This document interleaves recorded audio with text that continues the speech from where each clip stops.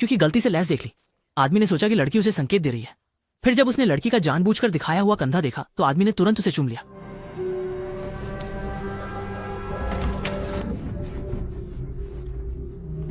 Lucy के चेहरे पर अविश्वास था। अगर कंधा दिखाना चुंबन का संकेत है तो महिलाओं को स्कर्ट नहीं पहननी चाहिए। वह इतनी गुस्से में थी कि उसने वेतन भी नहीं लिया और रोते हुए मालिक के घर से चली गई।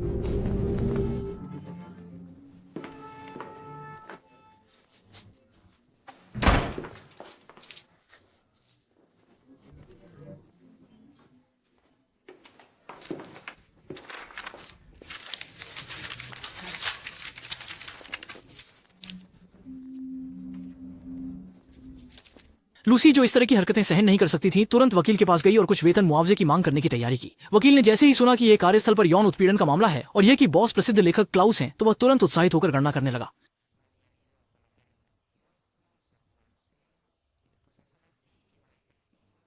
परिणाम स्वरूप गणना की गई मुआवजा राशि 1,86,00,000 तक पहुंच गई, जिससे लूसी की मां की आंखें चमक उठी।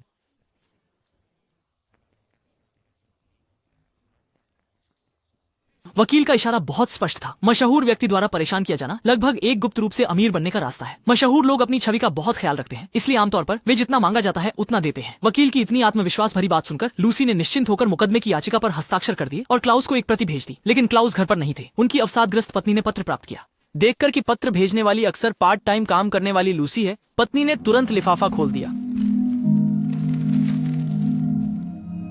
जब उसने देखा कि उसके पति पर लूसी को परेशान करने के लिए मुकदमा किया गया है, तो वह तुरंत ही घबराहट और सांस की तकलीफ महसूस करने लगी। इसलिए उसने जल्दी से कुछ गोलियां खा ली, लेकिन स्थिति में कोई सुधार नहीं हुआ।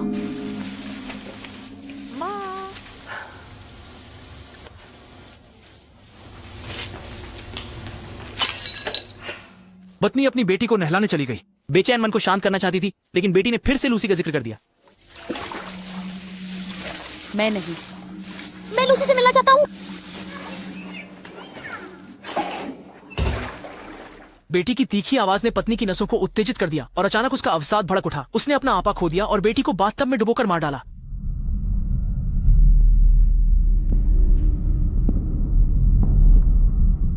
अपनी बड़ी गलती का एहसास होने के बाद दुखी पत्नी ने पूरी नींद की गोली की बोतल खाली कर दी।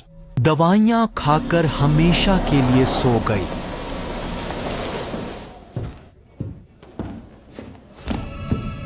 जब क्लाउस रात को वापस आएगा घर, बेटी पहले ही ठंडी हो चुकी थी।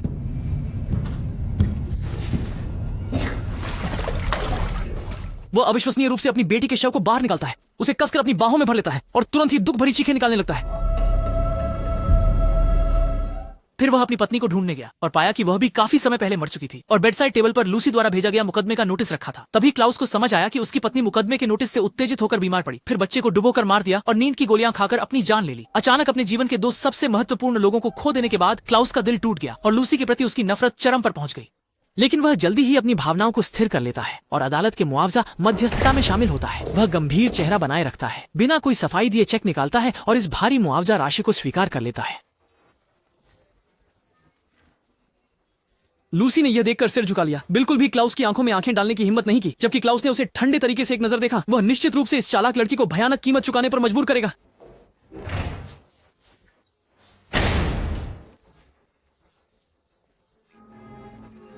लूसी को पता चला कि क्लाउस की पत्नी और बेटी दोनों ही मुकदमे की वजह से गुजर चुकी हैं। लूसी क्लाउस की उपन्यास टाइपिस्ट थी। दोनों अक्सर अकेले में काम करते थे। क्लाउस हमेशा सबसे भावनात्मक प्रेम कहानियां बना सकते थे। लूसी उनकी प्रतिभा की बहुत प्रशंसा करती थी, इसलिए उसने क्लाउस पर ध्यान देना शुरू किया और पाया कि वह सचमुच आदर्श व्यक्ति हैं।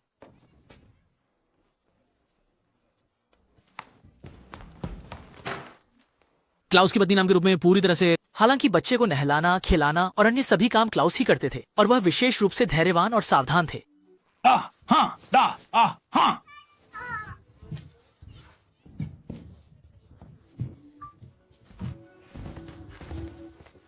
इसलिए अनजाने में ही लूसी की क्लाउस के प्रति अच्छी भावना बढ़ गई और वह अक्सर काम के बहाने उससे बातचीत करने लगी।